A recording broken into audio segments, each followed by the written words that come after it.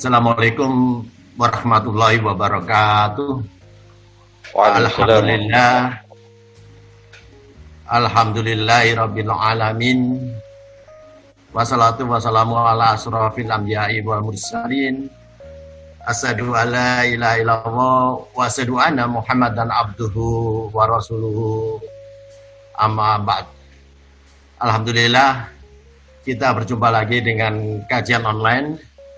Malam ini masih melanjutkan pembicaraan kita tentang akidah.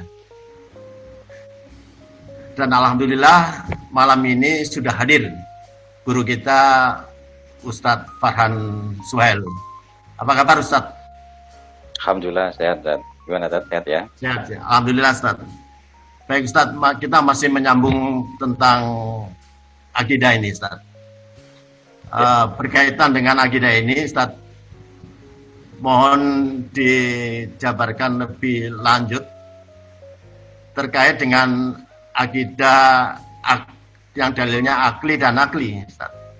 Karena masih ada jamaah yang belum begitu paham tentang apa itu dalil akli dan apa itu dalil nakli, Ustaz. Mohon dijelaskan, Ustaz. Tafadhol, Ustaz. Ya, jazakallahu khairan. Mariato. Bismillahirrahmanirrahim.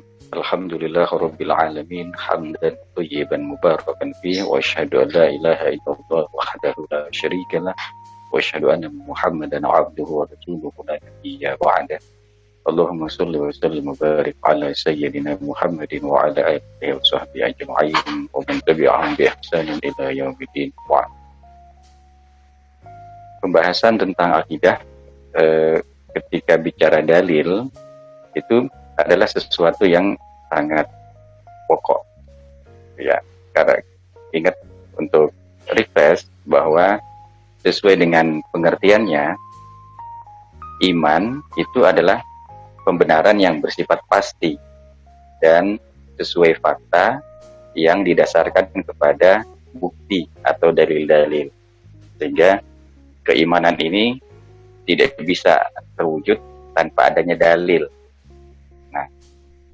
Dalil di dalam persoalan akidah ini itu kan disyaratkan harus bisa menghantarkan kepada sesuatu yang sifatnya meyakinkan atau pasti. Di dalam definisi diistilahkan dengan tasdiqu al-jazim. Nah, ada dua dalil yang secara fakta mampu untuk menetapkan satu kesimpulan meyakinkan, ya, karena di sini kan dituntut di dalam pembahasan akidah itu harus meyakinkan. Nah, dalilnya yang pertama dalil akli, kemudian dalil yang kedua nakli. Apa yang dimaksud dengan dalil akli? Dalil akli adalah dalil yang dibangun berdasarkan akal atau pemikiran. Jadi sesuatu yang disandarkan kepada hasil sebuah pemikiran, itu disebut dengan dalil akli. Kemudian yang kedua ada dalil nakli.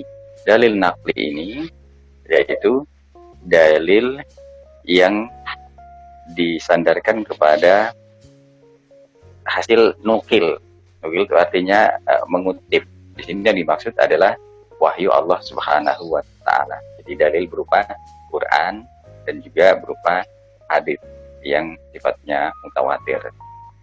Nah, itulah dalil baik akli maupun nakli yang menjadi sandaran untuk sebuah keyakinan dalam perkara akidah. Gitu, Ustaz. Kalau begitu, Ustaz, apakah boleh kita memilih dalil sesuka kita, Ustaz? Nah, ya ini, makasih. Penetapan dalil yang mana yang dipakai untuk menjadi landasan di dalam perkara akidah itu bukan berdasarkan pilihan suka-suka kita sendiri. Terus apa yang menjadi ukurannya? Yang menjadi ukurannya adalah objek yang menjadi perkara akidahnya itu apa.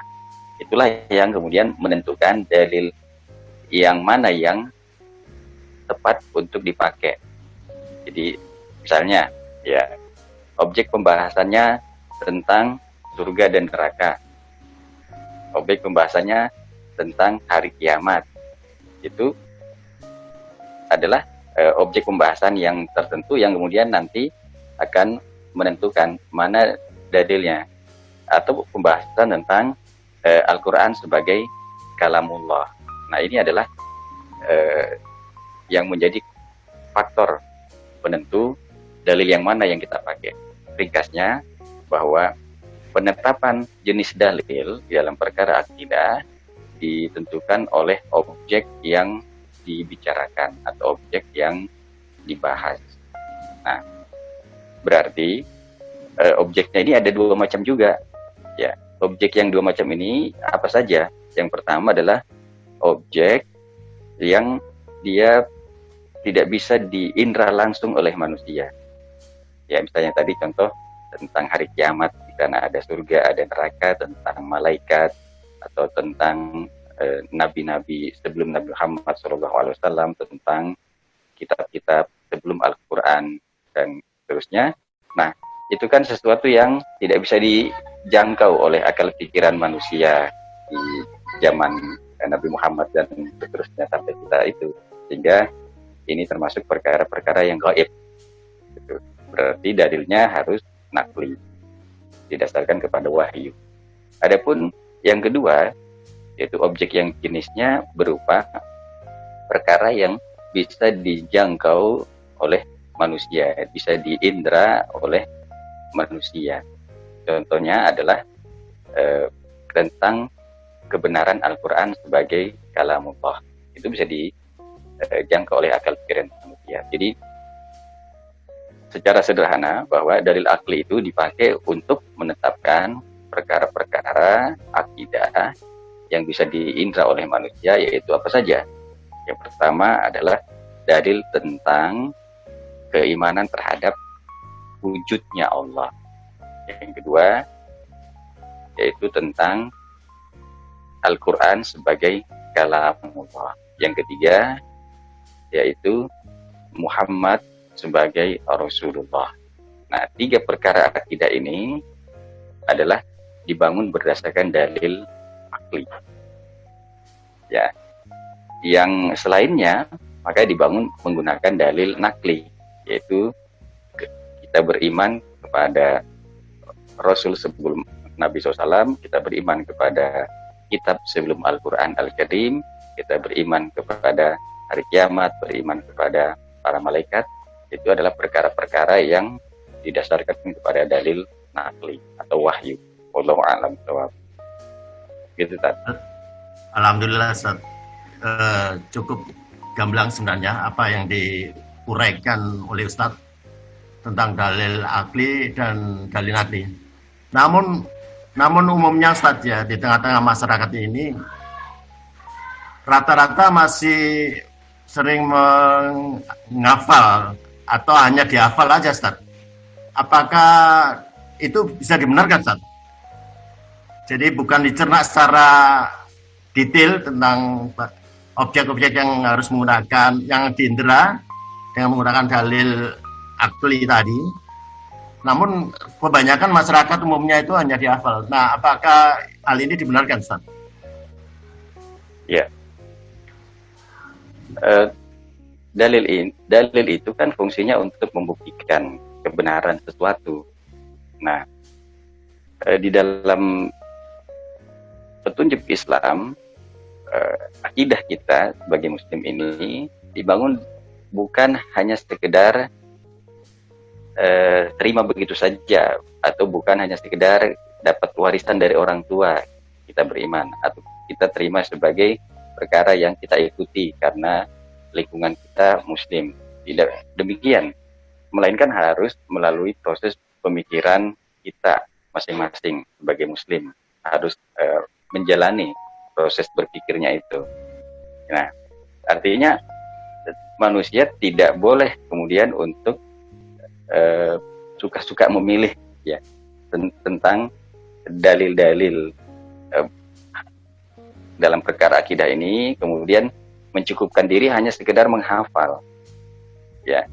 Karena memang yang sifatnya menghafal itu kan dalil-dalil yang mungkin ada secara nakli, itu bisa. Misalnya dalil tentang perkara mengimani hari kiamat, itu ada dalam surah Al-Baqarah. Dalil tentang mengimani kitab-kitab sebelum Al-Quran, itu ada dalam surah Al-Baqarah dan seterusnya. Itu mungkin saja kita baca terus kemudian kita hafal, tetapi sebetulnya yang pokok dan yang sangat penting diingat bahwa proses ketika kita sampai pada meyakini sesuatu itu harus melalui apa yang disebut dengan proses akliyah, proses berpikir.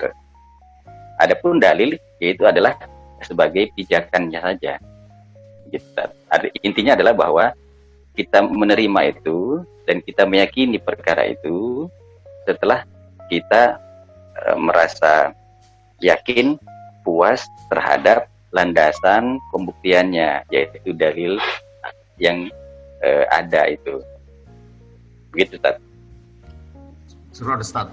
Jadi boleh disimpulkan bahwa sebenarnya adalah berakidah itu adalah proses berpikir saja, sedangkan dalil itu adalah sandaran untuk pembuktian itu saja. Ya, jadi maksudnya begini, kalau orang menghafal itu mungkin untuk level anak, ya itu bagus aja. Tetapi kalau ketika akalnya sudah mulai sempurna, maka kita sebagai manusia yang dikarunia akal ini mestinya merenungkan. Merenungkan artinya kan memikirkan tentang dalil-dalil itu. Ya, jadi apa yang dulu kita hafal itu kita renungkan, kita kemudian kontemplasikan. Mengapa harus beriman terhadap hal ini? Ya, mengapa harus beriman terhadap perkara ini dan seterusnya. Ketika itu sudah terjadi dan itu kemudian kita sampai pada keyakinannya sudah melalui proses satu pemikiran, insya Allah itu hasilnya akan berbeda karena dia akan menjadi kuat. Mengapa kuat? Karena kita sudah puas secara akliyah, ya, kita sudah merasa tentram secara jiwa bahwa oh itu memang benar adanya, sehingga saya harus meyakininya, gitu, Ustaz. Bagaimana kalau akidah seseorang itu bermasalah, Ustaz? Dijelaskan, Ustaz. Akidah seseorang bermasalah, ya, ini harus akidah seorang bermasalah itu maksudnya akidahnya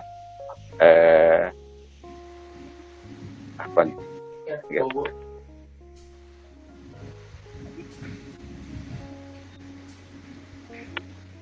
dan saya ada yang sedikit bisa diulang kata? Gak apa-apa, langsung aja nak Ustaz. Langsung aja. Ya. Iya, baik.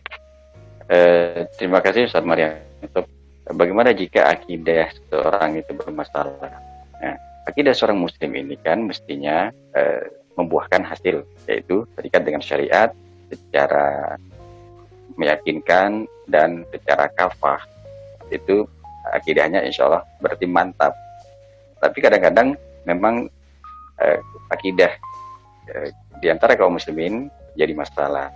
Nah, masalahnya ini kenapa?